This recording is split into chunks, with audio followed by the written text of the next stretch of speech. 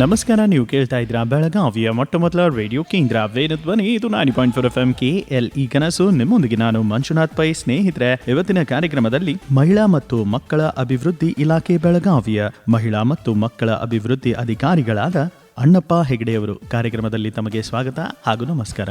ಸ್ನೇಹಿತರೆ, ಇವತ್ತಿನ ಕಾರ್ಯಕ್ರಮದ ವಿಷಯ ಉದ್ಯೋಗಸ್ಥ ಮಹಿಳೆಯರ ವಸತಿ ನಿಲಯ ಯೋಜನೆ. ಈ ಒಂದು ವಿಷಯದ ಕುರಿತು ವಿಶೇಷ ಸಂದರ್ಶನ ಕಾರ್ಯಕ್ರಮ. ಮೊದಲನೇದಾಗಿ, ಉದ್ಯೋಗಸ್ಥ ಮಹಿಳೆಯರ ವಸತಿ ನಿಲಯಗಳು ಅಗತ್ಯವಿದೆವೆ ಅಲ್ಲಿಂದ? ಸರ್, ಪ್ರಸ್ತುತವಾಗಿ ಅಗತ್ಯವಿದೆ. ಮುಖ್ಯವಾಗಿ ಬೆಳಗಾವಿ ಅಂತ ದೊಡ್ಡ ನಗರಗಳಲ್ಲಿ ಉದ್ಯೋಗಸ್ಥ ಮಹಿಳೆಯರ ವಸತಿ ನಿಲಯ ಬಹಳ ಅಗತ್ಯವಿದೆ. ಏಕೆಂದರೆ ಇಲ್ಲಿ ಮಹಿಳೆಯರ ಒಂದು ವಲಸೆ ಪ್ರಮಾಣ ಹೆಚ್ಚಾಗಿರುತ್ತೆ. ಮುಖ್ಯವಾಗಿ ಉದ್ಯೋಗಕ್ಕಾಗಿ ಗ್ರಾಮೀಣ ಪ್ರದೇಶ ಮತ್ತು ಪಟ್ಟಣ ಪ್ರದೇಶಗಳಿಂದ ನಗರಕ್ಕೆ ವಲಸೆ ಬರುವಂಥ ಮಹಿಳೆಯರ ಸಂಖ್ಯೆ ಬಹಳ ಇರುತ್ತೆ.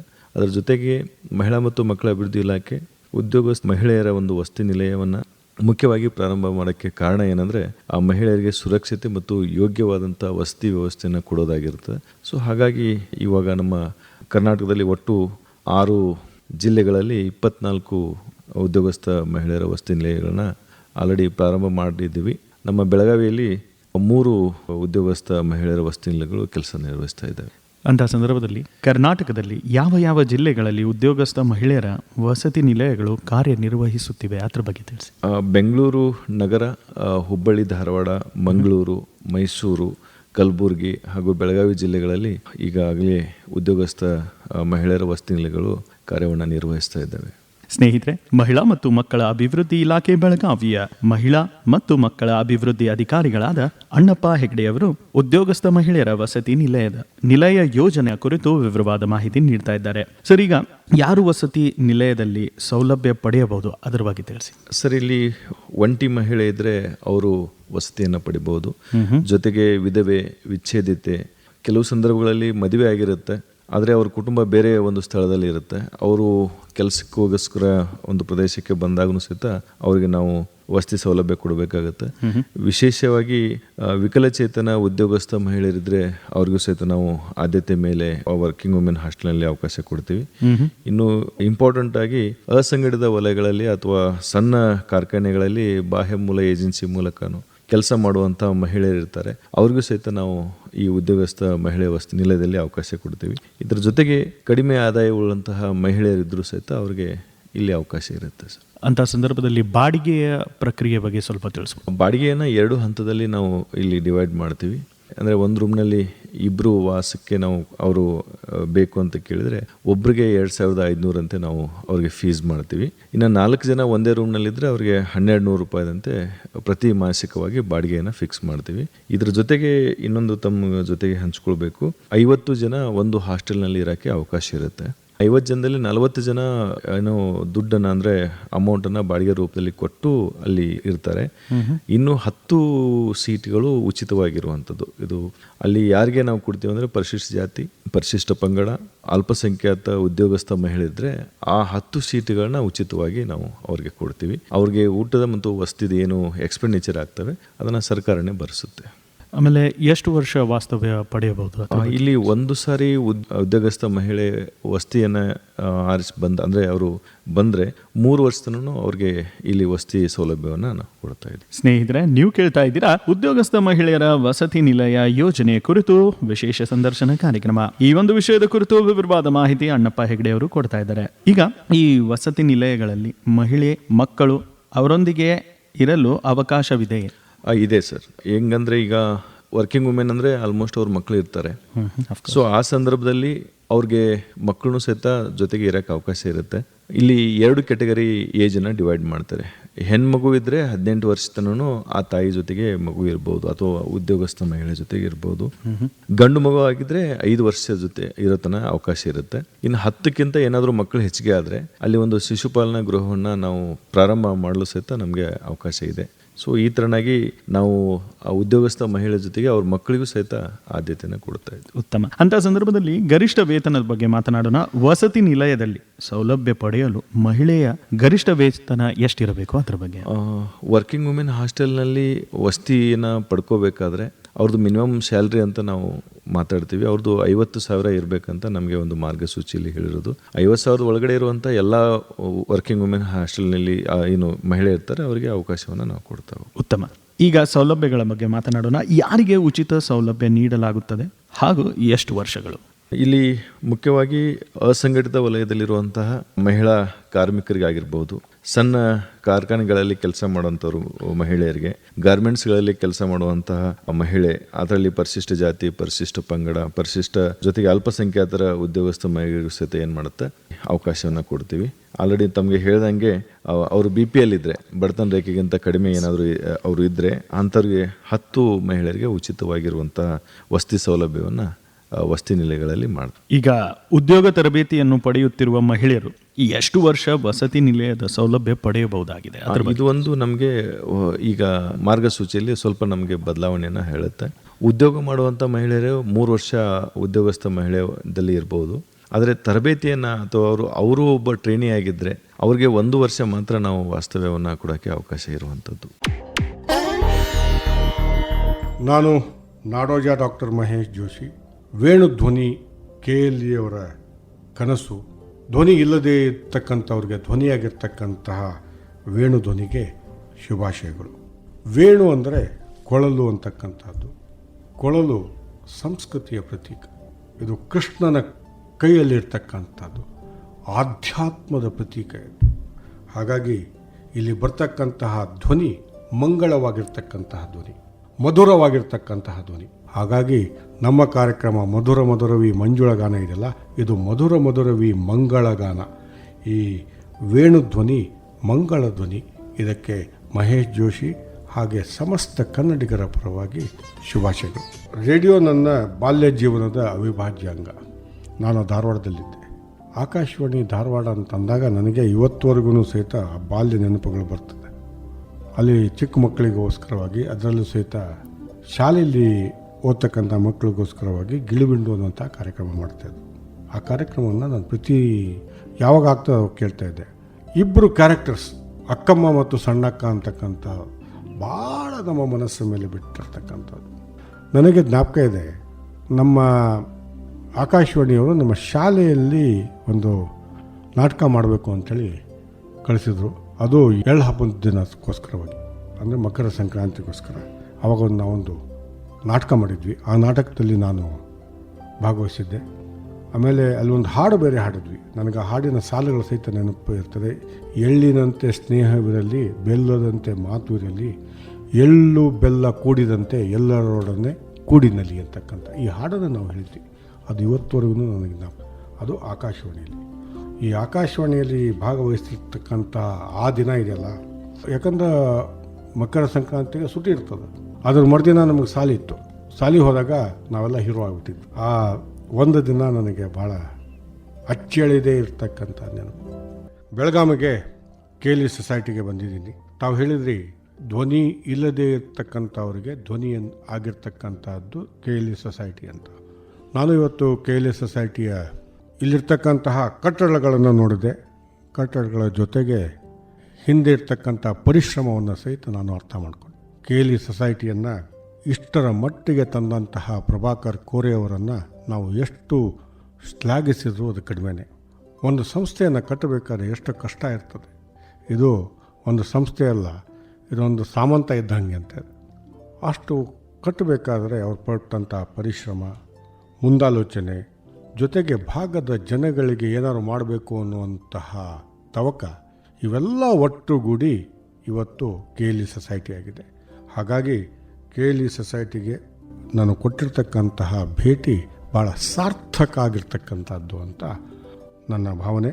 KLE ಕ್ಯಾನ್ಸರ್ ಹಾಸ್ಪಿಟಲ್ ಬೆಳಗಾವಿ ಪ್ರಪ್ರಥಮ ಬಾರಿಗೆ ಉತ್ತರ ಕರ್ನಾಟಕದ ಬೆಳಗಾವಿಯಲ್ಲಿ ಅತ್ಯಂತ ಅನುಭವಿ ಹಾಗೂ ನುರಿತ ವೈದ್ಯರ ತಂಡ, ಅತ್ಯಾಧುನಿಕ ಮತ್ತು ಸುಸಜ್ಜಿತ ಯಂತ್ರೋಪಕರಣಗಳೊಂದಿಗೆ. KLE cancer hospital, KLE's doctor Prabhakar Kore hospital and MRC ಹಿಂಭಾಗದಲ್ಲಿ, ನೆಹರು ನಗರ್, ಬೆಳಗಾವಿ. ಆರೋಗ್ಯಕ್ಕೆ ಹೊಸ ಜೀವ. ಕ್ಯಾನ್ಸರ್ ಪೀಡಿತರಿಗೆ ಆಶಾ ಕಿರಣವಾದ KLE ಕ್ಯಾನ್ಸರ್ ಹಾಸ್ಪಿಟಲ್ ಬೆಳಗಾವಿ. ಮೂಲ ಸೌಲಭ್ಯಗಳು: KLE ಕ್ಯಾನ್ಸರ್ ಹಾಸ್ಪಿಟಲ್ ಬೆಳಗಾವಿಯಲ್ಲಿ ಸ್ತನ ಕ್ಯಾನ್ಸರ್, ರಕ್ತ ಕ್ಯಾನ್ಸರ್, ಕ್ಯಾನ್ಸರ್, ಅನ್ನನಾಳ ಕ್ಯಾನ್ಸರ್, ಶ್ವಾಸಕೋಶ ಕ್ಯಾನ್ಸರ್ ಮತ್ತು ಎಲ್ಲಾ ತರಹದ ಕ್ಯಾನ್ಸರ್ ರೋಗಕ್ಕೆ ಅತ್ಯಾಧುನಿಕ ರೋಬೋಟಿಕ್ ಶಸ್ತ್ರಚಿಕಿತ್ಸೆ ಬಿಎಂಟಿ ಅತಿ ಶೀಘ್ರದಲ್ಲಿ ಪ್ರಾರಂಭವಾಗಲಿದೆ. ಕೀಮೋಥೆರಪಿ ಮತ್ತು ರೇಡಿಯೋಥೆರಪಿ ಲಭ್ಯವಿದೆ. ವಿಳಾಸ KLE cancer hospital, KLE's doctor Prabhakar Kore hospital ಮತ್ತು ಎಂಆರ್ಸಿ ಹಿಂಭಾಗದಲ್ಲಿ, ನೆಹರು ನಗರ, ಬೆಳಗಾವಿ. ಹೆಚ್ಚಿನ ಮಾಹಿತಿಗಾಗಿ ಸಂಪರ್ಕಿಸಿ. ದೂರವಾಣಿ ಸಂಖ್ಯೆ 0831255500 ಮತ್ತು 24737777. ಮೊಬೈಲ್ ಸಂಖ್ಯೆ 6360712326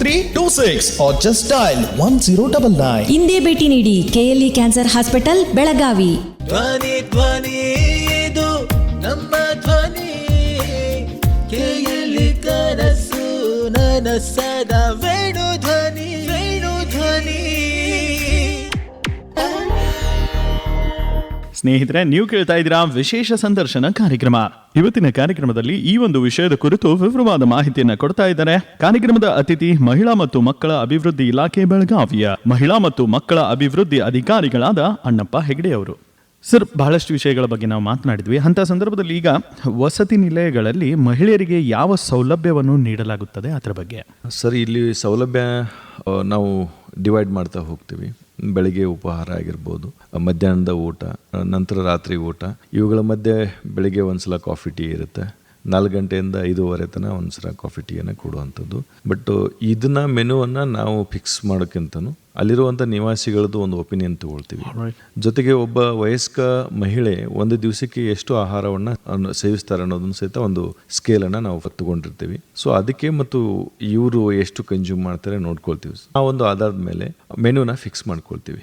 ಮೆನು ಸಹಜವಾಗಿ ಈ ಒಂದು ಬೆಳಗಾವಿ ಭಾಗದಲ್ಲಿ, ಬೆಳಗಾವಿ ಪ್ರದೇಶದಲ್ಲಿ ಏನು ಇಷ್ಟಪಡ್ತಾರೆ ತಿನ್ನೋಕ್ಕೆ ಅಂಥದ್ದನ್ನು ಇಷ್ಟಪಡ್ತಿರ್ತಾರೆ. ಉದಾಹರಣೆಗೆ ಚಪಾತಿ, ರೊಟ್ಟಿ ಆಗಿರ್ಬೋದು, ಪಲ್ಯ, ಈ ಥರ. ಮಾರ್ನಿಂಗು ಸ್ವಲ್ಪ ಅವ್ರಿಗೆ ಉಪ್ಪಿಟ್ಟು, ಇಡ್ಲಿ, ಸಮ್ ಟೈಮ್ ಅವರು ಅಡಿಷ್ನಲ್ ಏನೋ ಕೇಳಿದ್ರು ಸಹಿತ ಈ ಥರನಾಗಿ ಮೆನುವನ್ನು ನಾವು ಏನು ಮಾಡ್ತೀವಿ, ಫಿಕ್ಸ್ ಮಾಡ್ಕೊಂಡಿರ್ತೀವಿ. ಆ ಮೆನು ಆಧಾರದ ಮೇಲೆ ನಾವು ಬೆಳಗ್ಗೆ ಅವ್ರಿಗೆ ಕಾಫಿ ಟೀ ಆಗಿರ್ತೈತಿ, ಮಧ್ಯಾಹ್ನ ಅವ್ರ ಮೆನು ಪ್ರಕಾರ ಊಟ. ಇಲ್ಲಿ ಒಂದು ಬದಲಾವಣೆ ಏನಿದೆ, ವರ್ಕಿಂಗ್ ವುಮೆನ್ ಇರೋದ್ರಿಂದ ಅವ್ರಿಗೆ ನಾವು ಡಬ್ಬಿ ಕಟ್ಟಬೇಕಾಗುತ್ತೆ. ಯಾಕಂದರೆ ಮಧ್ಯಾಹ್ನ ಅವ್ರು ಬರೋದಿಲ್ಲ, ಅಲ್ಲಿಂದ ಬಿಟ್ಟು ಇಲ್ಲಿ ಬಂದು ಊಟ ಮಾಡೋಕ್ಕಾಗೋದಿಲ್ಲ.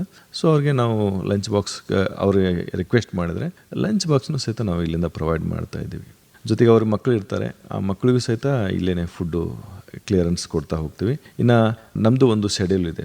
ಆ ಟೈಮ್ನಲ್ಲಿನೇ ಊಟ ಇರಬೇಕು, ಆ ಟೈಮ್ನಲ್ಲೇ ಉಪಹಾರ ಇರಬೇಕು. ಸೊ ಯಾಕಂದರೆ ಮತ್ತೆ ನೆಕ್ಸ್ಟ್ ಪ್ರಿಪ್ರೇಷನ್ ಆಗಬೇಕಲ್ಲ, ಹಾಗಾಗಿ 50 ಜನ ಇರ್ತಾರೆ ಊಟದ್ದು ಪ್ರಿಪ್ರೇಷನ್ ಮಾಡೋಕ್ಕೆ. ಹಾಗಾಗಿ ಅಲ್ಲಿ ಟೈಮ್ ಶೆಡ್ಯೂಲನ್ನು ಫಿಕ್ಸ್ ಮಾಡ್ಕೊಂಡಿರ್ತೀವಿ. ಬೆಳಗ್ಗೆ 8ರಿಂದ 9:30 ಟಿಫಿನ್ ಇರುತ್ತೆ.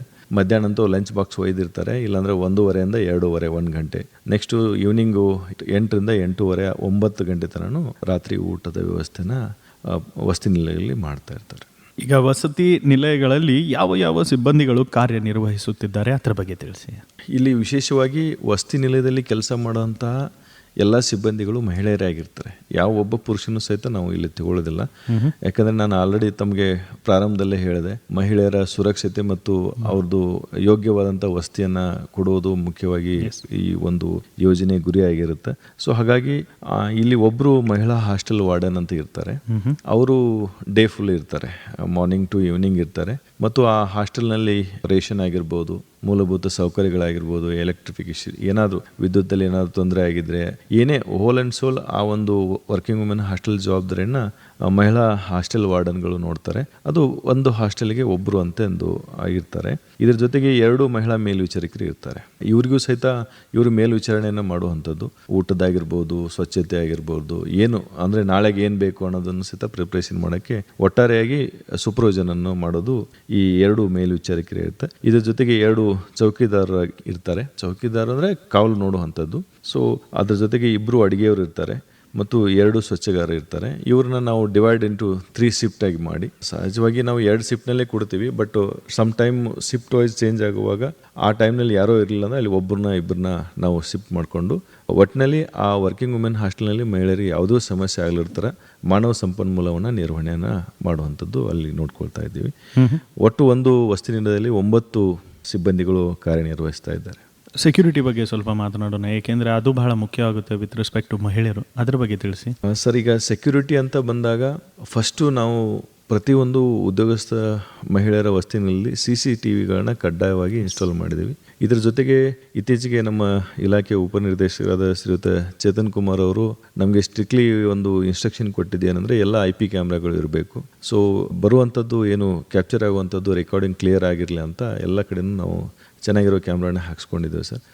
ಇದ್ರ ಜೊತೆಗೆ ರಾತ್ರಿ ಪಾಳ್ಯದಲ್ಲಿ ವಾರ್ಡನ್ ಇರೋದಿಲ್ಲ ಸರ್. ಸೊ ಆ ಟೈಮ್ನಲ್ಲಿ ವಾರ್ಡನ್ಗೂ ಸಹಿತ ಮೊಬೈಲ್ಗೆ ಆಕ್ಸೆಸ್ ಮಾಡಿದ್ದೀವಿ. ಏನು ಆಗ್ತಾ ಇದೆ ಅಂತ ನೋಡ್ಕೊಳ್ಳೋಕೆ ಸಹಿತ ವಾರ್ಡನ್ಗೂ ಸಹಿತ ಮೊಬೈಲ್ ಆಕ್ಸೆಸ್ ಇರುತ್ತೆ. ಇದ್ರ ಜೊತೆಗೆ ಒಂದು ಉದ್ಯೋಗಸ್ಥ ಮಹಿಳೆಯರ ವಸತಿ ನಿಲಯಕ್ಕಾಗಿ ರಾಜ್ಯ ಮಟ್ಟದಲ್ಲಿ ಒಂದು ಸಮಿತಿ ಇದೆ ಮತ್ತು ಜಿಲ್ಲಾ ಮಟ್ಟದಲ್ಲಿ ಒಂದು ಸಮಿತಿಯನ್ನು ನಾವು ಆಲ್ರೆಡಿ ರಚನೆ ಆಗಿರುವಂಥದ್ದು. ಈ ಜಿಲ್ಲಾ ಮಟ್ಟದ ಒಂದು ಸಮಿತಿಗೆ ಮಾನ್ಯ ಜಿಲ್ಲಾಧಿಕಾರಿಗಳು ಅಧ್ಯಕ್ಷರಾಗಿರ್ತಾರೆ. ಮಾನ್ಯ SP ಸಾಹೇಬರು, ಸೋಷಿಯಲ್ ವೆಲ್ಫೇರ್ ಡಿಪಾರ್ಟ್ಮೆಂಟ್ನ JD ಅವರು, ಪಂಚಾಯತ್ ರಾಜ್ ಇಲಾಖೆಯ PD ಸರು, ಹೀಗೆ ವಿವಿಧ ಇಲಾಖೆಯ ಅಧಿಕಾರಿಗಳು ಸಹಿತ ಈ ಒಂದು ಕಮಿಟಿಗೆ ಸದಸ್ಯರಾಗಿರ್ತಾರೆ. ಹಾಗೂ ಉಪನಿರ್ದೇಶಕರು ಮಹಿಳಾ ಮತ್ತು ಮಕ್ಕಳ ಅಭಿವೃದ್ಧಿ ಇಲಾಖೆಯವರು ಈ ಒಂದು ಕಮಿಟಿಗೆ ಸದಸ್ಯ ಕಾರ್ಯದರ್ಶಿಗಳಾಗಿರ್ತಾರೆ. ಪ್ರತಿ 3 ತಿಂಗಳಿಗೆ ಒಂದ್ಸಲ ಈ ಒಂದು ಉದ್ಯೋಗಸ್ಥ ಮಹಿಳೆಯರ ವಸತಿ ನಿಲಯದ ಕುರಿತಾಗಿ ನಾವು ಅಲ್ಲಿ ಪರಿಶೀಲನೆ ಮಾಡಿ ವರದಿಯನ್ನು ಕೊಡೋದಾಗಿರುತ್ತೆ. ಮುಖ್ಯವಾಗಿ ಈ ಕಮಿಟಿಯಲ್ಲಿ ಇನ್ನೂ 4 ಸದಸ್ಯರನ್ನ ನಾವು ಇರ್ತಾರೆ. ಅದರಲ್ಲಿ 2 NGOದಿಂದ ಯಾರು ಈ ಜಿಲ್ಲೆಯಲ್ಲಿ ಕೆಲಸ ಮಾಡ್ತಿರುವಂಥ ಒಳ್ಳೆಯ NGO ಇರ್ತಾರೆ, ಅವ್ರನ್ನ ಗುರುತಿಸಿ 2ರಿಗೆ ಅವಕಾಶ ಮಾಡಿರ್ತೀವಿ. ಮತ್ತು ಇನ್ನು 2 ಆ ಉದ್ಯೋಗಸ್ಥ ಮಹಿಳೆಯರ ವಸತಿ ನಿಲಯದಲ್ಲಿ ಕೆಲಸ ಮಾಡುವಂಥ 2 ಮಹಿಳೆಯರನ್ನು ಸಹಿತ ಆ ಕಮಿಟಿಯಲ್ಲಿ ಇರುವಂಥದ್ದು. ಅವರಿಂದ ಏನಾದರೂ ತಾವು ಹೇಳಿದಂಗೆ ಸಂರಕ್ಷಣೆ ಬಗ್ಗೆ ಆಗಿರಲಿ ಅಥವಾ ಅವ್ರಿಗೆ ಏನಾದರೂ ಊಟದ್ದು ಅಥವಾ ಬೇರೆ ಏನಾದರೂ ಮೂಲಭೂತ ಸೌಕರ್ಯಗಳದ್ದು ಬದಲಾವಣೆಗಳ ಬೇಕಾದರೂ ಸಹಿತ ಅವರು ಆ ಕಮಿಟಿಯಲ್ಲಿ ಸೂಚನೆ ಕೊಡ್ತಾರೆ. ಈಗ ಪರಿಶೀಲನೆ ಬಗ್ಗೆ ತಾವು ತಿಳಿಸಿದ್ರಿ, ಅಂತ ಸಂದರ್ಭದಲ್ಲಿ ಕಟ್ಟಡದ ಬಗ್ಗೆ ಸ್ವಲ್ಪ ತಿಳಿಸ್ಬೋದಾ ಸರ್? ನಮಗೆ ಕಟ್ಟಡದ ಬಗ್ಗೆ ಕ್ಲಿಯರ್ ಆಗಿ ಗೈಡೆನ್ಸ್ ಅನ್ನ ಕೊಟ್ಟಿರುವಂಥದ್ದು. ಇಲ್ಲಿ ಯಾವುದೇ ವರ್ಕಿಂಗ್ ವುಮೆನ್ ಹಾಸ್ಟೆಲ್ ಇದ್ರೂ ಸಹಿತ ಅಲ್ಲಿ ಒಂದು ಲಿವಿಂಗ್ ರೂಮ್ ಇರಬೇಕು, ಡಾರ್ಮೆಟ್ರಿ ಇರಬೇಕು, ಡೈನಿಂಗ್ ಹಾಲ್ ಇರಬೇಕು, ಅಡುಗೆ ಮನೆ ಇರಬೇಕು, ದೆನ್ ಆಹಾರ ಸಂಗ್ರಹಣೆ ಮಾಡೋಕ್ಕೆ ಫುಡ್ ಸ್ಟೋರೇಜ್ ಉಗ್ರಾಣ ಇರಬೇಕು, ದೆನ್ ಟಾಯ್ಲೆಟ್ ರೂಮು ಮತ್ತು ಬಾತ್ರೂಮ್ಸ್ಗಳು. ಇದ್ರ ಜೊತೆಗೆ ಮುಖ್ಯವಾಗಿ ನಾವು ಅವ್ರಿಗೆ ಕಾಟ್ ವ್ಯವಸ್ಥೆನ ಮಾಡಬೇಕು. ಬೇಕಾಗುವಂಥ ಪಿಲ್ಲೋ ಆಗಿರ್ಬೋದು, ಬೆಡ್ ಶೀಟು, ಬ್ಲ್ಯಾಂಕೆಟು ಎಲ್ಲವನ್ನು ಸಹಿತ ವರ್ಕಿಂಗ್ ವುಮೆನ್ ಹಾಸ್ಟೆಲ್ದಿಂದ ಕೊಡುವಂಥದ್ದು. ಇತ್ತೀಚೆಗೆ ನಮ್ಮಲ್ಲಿ ಏನಾಗ್ತಾ ಇದೆ ಅಂದರೆ ಬಂಕರ್ಸ್ಗಳನ್ನ ಮಾಡೋ ವ್ಯವಸ್ಥೆ ಮಾಡ್ತಾ ಇದ್ದೀವಿ. ಈ ಒಂದು ರೂಮ್ನಲ್ಲಿ 4 ಕಾಟ್ ಹಾಕಿ ಇಡೀ ರೂಮನ್ನು ಕ್ಲೋಸ್ ಮಾಡೋಕ್ಕಿಂತನೂ 2 ಬಂಕರ್ಸ್ ಹಾಕಿದರೆ ಅರ್ಧ ಸ್ಪೇಸ್ ಅವ್ರಿಗೆ ಉಳಿಯುತ್ತೆ. ಸೊ ಅವರು ಸ್ಟಡಿ ಮಾಡೋಕ್ಕೆ ಅಥವಾ ಅವ್ರು ಫರ್ದರ್ ಏನೋ ಆಕ್ಟಿವಿಟೀಸ್ಗೆ ಅನುಕೂಲ ಆಗಲಿ ಅಂತ ಬಂಕರ್ ಸಿಸ್ಟಮನ್ನು ಈಗ ಈ ರೀಸೆಂಟ್ಲಿ ಮೀಟಿಂಗ್ನಲ್ಲಿ ನಮ್ಮ DDS ಅವರು ಡಿಸಿಷನ್ ತೊಗೊಂಡಿದ್ದಾರೆ. ಅದನ್ನು ವ್ಯವಸ್ಥೆನ ಮಾಡ್ತಾ ಇದ್ದೀವಿ ಈಗ. ಇನ್ನು ಪ್ರಶ್ನೆ ಬರೋದು ಏನಂದರೆ, ಸರ್ ಇಷ್ಟೆಲ್ಲ ನೀವು ಮಾಹಿತಿ ಹೇಳ್ತಾ ಇದ್ದೀರಾ, ಒಬ್ಬ ಮಹಿಳೆ ಬಂದಾಗ ಯಾರಿಗೆ ಕರೆ ಮಾಡಬೇಕು, ಹೇಗೆ ಅಲಾಟ್ಮೆಂಟ್ ಮಾಡ್ಕೋಬೇಕು, ಎಲ್ಲಿದ್ದಾವೆ ಬೆಳಗಾವದಲ್ಲಿ ಇವೆಲ್ಲ ಉದ್ಯೋಗಸ್ಥ ಮಹಿಳೆಯರ ವಸತಿ ನಿಲಯ ಅಂತ ಪ್ರಶ್ನೆ ಬರುತ್ತೆ. ಸರ್ ಬೆಳಗಾವದಲ್ಲಿ ಒಟ್ಟು 3 ಉದ್ಯೋಗಸ್ಥ ಮಹಿಳೆಯ ವಸತಿ ನಿಲಯಗಳಿದ್ದಾವೆ. ಒಂದನೇದ್ದು ಉದ್ಯಮ ಭಾಗದಲ್ಲಿ ಇರುವಂಥದ್ದು. ಉದ್ಯಮ ಭಾಗದಲ್ಲಿರುವಂಥ ಇಂಡಸ್ಟ್ರಿ ಏರಿಯಾದಲ್ಲಿ ಏನು ಮಹಿಳೆ ಇರ್ತಾರೆ ಅವರೆಲ್ಲರೂ ಸಹಿತ ಅಲ್ಲೇ ಅವಕಾಶ ತಗೊಳ್ಬೇಕು. ಅಲ್ಲಿ ತಗೊಳ್ಳೋಕೆ ಅವಕಾಶ ಇದೆ. ಅಲ್ಲಿ ಒಟ್ಟು 50 ಸೀಟ್ ಅಲಾಟ್ಮೆಂಟ್ ಆಗಿರುತ್ತೆ. ಹಾಗೆ ಇತ್ತೀಚೆಗೆ ನಮಗೆ ಬಾಕ್ಸೈಟ್ ರೋಡ್ನಲ್ಲಿ ಒಂದು ವರ್ಕಿಂಗ್ ವುಮೆನ್ ಹಾಸ್ಟೆಲ್ನ ಅಲ್ಲಿ ವರ್ಕ್ ಮಾಡ್ತಾ ಇದೆ. ಜೊತೆಗೆ ಅಜಮ್ ನಗರದಲ್ಲಿ ಈಗ ತಮ್ಮದೇನು ಸಂಸ್ಥೆ ಇದೆಯಲ್ಲ ಇದರ ಹಿಂದ್ಗಡೆ ಭಾಗದಲ್ಲೇ ಬರುವಂಥದ್ದು ಇಲ್ಲಿ ಒಂದು ಒಟ್ಟು 3 ವರ್ಕಿಂಗ್ ವುಮೆನ್ ಹಾಸ್ಟೆಲ್ಗಳು ಕೆಲಸ ಮಾಡ್ತಾ ಇದ್ದಾವೆ. ಇನ್ನು ಯಾರಾದರೂ ಆಸಕ್ತರು ನಮಗೆ ಹೇಗೆ ನೆಟ್ವರ್ಕ್ ಇಲ್ಲ ಏನು ಮಾಡಬೇಕಂದ್ರೆ ನಮ್ಮ DD ಆಫೀಸ್ದು ಕಾಂಟ್ಯಾಕ್ಟ್ ನಂಬರ್ ಇದೆ, ನೇರವಾಗಿಯೇ ಮಾಡ್ಬೋದು ಕಾಲನ್ನು. ಇಲ್ಲಾಂದರೆ ನಮ್ಮಲ್ಲಿ ಸೂಪರ್ವೈಸರ್ಸ್ಗಳು ಬರ್ತಾರೆ, ಅಂಗನವಾಡಿಯಲ್ಲಿ ಸೂಪರ್ವೈಸರ್ಸು ಅಂಗನವಾಡಿ ವರ್ಕರ್ ಬರ್ತಾರೆ, ಅವ್ರನ್ನೂ ಸಹಿತ ಕೇಳಿದ್ರೆ ಅವರು ಮಾಹಿತಿಯನ್ನು ಕೊಡ್ತಾರೆ. ಮತ್ತು ಮಾನ್ಯ ಜಿಲ್ಲಾಧಿಕಾರಿ ಕಾರ್ಯಾಲಯ ಆಗಿರ್ಬೋದು, ಮಾನ್ಯ ಮುಖ್ಯ ಕಾರ್ಯನಿರ್ವಾಹಕ ಅಧಿಕಾರಿ ಸರ್ ಅವ್ರ ಕಾರ್ಯಾಲಯ ಆಗಿರ್ಬೋದು, ನಮ್ಮ ಇಲಾಖೆ ಕಾರ್ಯಾಲಯ, ಸಮಾಜ ಕಲ್ಯಾಣ, ಸೊ ಏನು ಇಂಪಾರ್ಟೆಂಟ್ ಡಿಪಾರ್ಟ್ಮೆಂಟ್ಸ್ಗಳಿದ್ದಾವೆ ಅಲ್ಲೆಲ್ಲ ಕಡೆಗೆ ನಾವು ಪೋಸ್ಟರ್ಸ್ಗಳನ್ನ ಆಲ್ರೆಡಿ ಈಗ ಹಾಕಿರ್ತೀವಿ. ಸೊ ಅಲ್ಲಿನೂ ಸಹಿತ ಅವ್ರ ಕಾಂಟ್ಯಾಕ್ಟ್ಸ್ ತೊಗೋಬೋದು. ಇತ್ತೀಚೆಗೆ ನಾವೇನು ಮಾಡಿದ್ದೀವಿ ಅಂದರೆ ಒಂದು ನಂಬರ್ ಸಹಿತ ನಾವು 3 working women hostel warden number ಮತ್ತು ನಮ್ಮ ಆಫೀಸ್ ನಂಬರ್ನು ಸಹಿತ ಅವರಿಗೆ ನಾವು ಡಿಸ್ಪ್ಲೇ ಮಾಡ್ತಾ ಇದ್ದೀವಿ. ಆಸಕ್ತರು ಬೇಕಾದರೆ 0831-240-7235 ಈ ನಂಬರ್ಗೆ ಆದರೂ ಕರೆ ಮಾಡ್ಬೋದು. ಅಥವಾ ನೇರವಾಗಿಯೇ CDPO ಆಫೀಸ್ನಲ್ಲಿನೇ ಅಲ್ಲಿನೂ ಸಹಿತ ಎಲ್ಲಾದರೂ ಹೋಗ್ಬೋದು ಸರ್. ನಮ್ಗೆ ಹೇಗಿದೆ ಅಂದರೆ CDPO ಆಫೀಸ್ನಲ್ಲಿ ಹೋದರೂ ಸಹಿತ ಕಾಂಟ್ಯಾಕ್ಟ್ ಸಿಗುತ್ತೆ, ಡೈರೆಕ್ಟ್ ವರ್ಕಿಂಗ್ ವುಮೆನ್ ಹಾಸ್ಟೆಲ್ಗೆ ಹೋದರೂ ಸಿಗುತ್ತೆ, ಇಲ್ಲಾಂದರೆ ವುಮೆನ್ ಆ್ಯಂಡ್ ಚೈಲ್ಡ್ ಡಿಪಾರ್ಟ್ಮೆಂಟ್ಗೆ ಬಂದರೂ ಸಿಗುತ್ತೆ. ಇವು ಯಾವುವು ಇಲ್ಲ ಅಂದರೆ ಕೆಲವು ಡಿಪಾರ್ಟ್ಮೆಂಟ್ಗಳಲ್ಲಿ ಮುಖ್ಯವಾಗಿ ನಾವು ಏನು ಮಾಡಿದ್ದೀವಿ, ನಮ್ಮ ಕಾಂಟ್ಯಾಕ್ಟ್ ನಂಬರ್ಗಳನ್ನ ಡಿಸ್ಪ್ಲೇ ಮಾಡಿದ್ದೀವಿ. ಇದು ಯಾವುದೂ ಸಿಗಲಿಲ್ಲ, ಏನೂ ಸಿಗಲಿಲ್ಲ, ಅಂತಿಮವಾಗಿ 181 ಮಹಿಳಾ ಸಹಾಯವಾಣಿ ಅಂತ ಇದೆ. ಸೊ ಆ ಮಹಿಳಾ ಸಹಾಯವಾಣಿಗೆ ಏನಾದರೂ ಕಾಲ್ ಮಾಡಿದ್ರೆ ನಮ್ಮ ಬೆಳಗಾವಿದಲ್ಲಿ ಒಂದಿದೆ, ಚಿಕ್ಕೋಡಿಯಲ್ಲಿ ಒಂದಿದೆ, 2 ಮಹಿಳಾ ಸಹಾಯವಾಣಿ ಕೆಲಸ ಮಾಡ್ತಾ ಇದ್ದೇವೆ. ಆ ಸಹಾಯವಾಣಿ ಮೂಲಕನಾದರೂ ಇವರು ವಸತಿ ವ್ಯವಸ್ಥೆನ ಪಡ್ಕೊಳ್ಬೋದು. ಉತ್ತಮ ಸರ್. ಕಾರ್ಯಕ್ರಮದಲ್ಲಿ ಈ ಒಂದು ವಿಷಯ ಉದ್ಯೋಗಸ್ಥ ಮಹಿಳೆಯರ ವಸತಿ ನಿಲಯ ಯೋಜನೆ ಕುರಿತು ವಿವರವಾದ ಮಾಹಿತಿ ಕೊಟ್ರಿ ಸ್ನೇಹಿತರೆ. ಇದಾಗಿತ್ತು ವಿಶೇಷ ಸಂದರ್ಶನ ಕಾರ್ಯಕ್ರಮ. ಇವತ್ತಿನ ಕಾರ್ಯಕ್ರಮದಲ್ಲಿ ಉದ್ಯೋಗಸ್ಥ ಮಹಿಳೆಯರ ವಸತಿ ನಿಲಯ ಯೋಜನೆ ಕುರಿತು ವಿವರವಾದ ಮಾಹಿತಿ ಕೊಟ್ಟ ಕಾರ್ಯಕ್ರಮದ ಅತಿಥಿ ಮಹಿಳಾ ಮತ್ತು ಮಕ್ಕಳ ಅಭಿವೃದ್ಧಿ ಇಲಾಖೆ ಬೆಳಗಾವಿಯ ಮಹಿಳಾ ಮತ್ತು ಮಕ್ಕಳ ಅಭಿವೃದ್ಧಿ ಅಧಿಕಾರಿಗಳಾದ ಅಣ್ಣಪ್ಪ ಹೆಗಡೆ ಅವರು. ಕಾರ್ಯಕ್ರಮದ ಕೊನೆ ಹಂತಕ್ಕೆ ನಾವು ಬಂದಿದ್ದೇವೆ ಸರ್. ಅಂತ ಸಂದರ್ಭದಲ್ಲಿ ನಮ್ಮ ಕೇಳುಗರಿಗೆ ಕೊನೆಯದಾಗಿ ಏನ್ ಹೇಳಿಕ್ಕೆ ಇಷ್ಟಪಡ್ತೀರಾ? ಸರ್ಕಾರದ ಒಂದು ಮಹತ್ವಾಕಾಂಕ್ಷಿ ಯೋಜನೆಗಳಲ್ಲಿ ಉದ್ಯೋಗಸ್ಥ ಮಹಿಳೆಯರ ವಸತಿ ನಿಲಯ ಒಂದು ಪ್ರಮುಖವಾಗಿರುವಂಥ ಯೋಜನೆ. ಮಹಿಳೆಯ ಸುರಕ್ಷತೆ ಮತ್ತು ಅವರಿಗೆ ಯೋಗ್ಯವಾಗಿರುವಂಥ ವಸತಿ ಕೊಡುವುದು ಇಲಾಖೆಯ ಮುಖ್ಯ ಆಶಯ. ಜಿಲ್ಲೆಯಲ್ಲಿ ಅಂಥ ಮಹಿಳೆಯರೇನಾದರೂ ಇದ್ದರೆ ನಮ್ಮ ಇಲಾಖೆಯಲ್ಲಿ ಈ ನಿಲಯಗಳದ್ದು ಅವರು ಸೌಲಭ್ಯವನ್ನು ಪಡ್ಕೊಂಡು ಅವರು 3 ವರ್ಷ ತನೂ ತಮ್ಮ ಕರ್ತವ್ಯನಲ್ಲಿ ಸುರಕ್ಷತೆಯಿಂದ ನಿರ್ವಹಿಸಬಹುದು ಅಂತ ನಾನು ಹೇಳಕ್ಕೆ ಇಷ್ಟ. ಕಾರ್ಯಕ್ರಮದಲ್ಲಿ ತಮ್ಮ ಬಹುಮೂಲ್ಯ ಸಮಯ ವಿವರವಾದ ಮಾಹಿತಿ ಕೊಟ್ಟಿದ್ದಕ್ಕೆ ಧನ್ಯವಾದ ಹಾಗೂ ನಮಸ್ಕಾರ.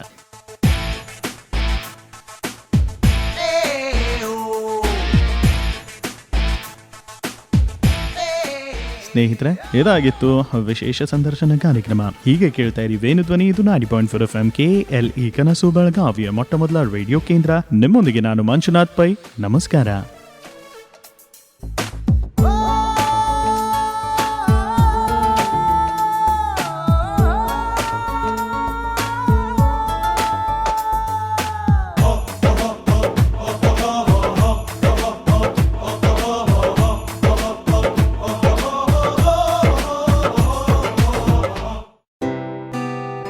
समझे आपकी हर हेल्थ प्रॉब्लम्स की बात, वर्ल्ड क्लास ट्रीटमेंट हर दिन और रात, केएलई का हाथ आपके साथ, आपके साथ. KLE Society's Dr. Prabhakar Kore Super Speciality Hospital. Cure for all health related problems. Experienced doctors and ultra modern facilities के साथ. KLE Society's Dr. Prabhakar Kore Super Speciality Hospital and Medical Research Center, Nehru Nagar, Belagavi. Call 08312 473777. KLE ಕನಸು ನನಸದ ವೇಣು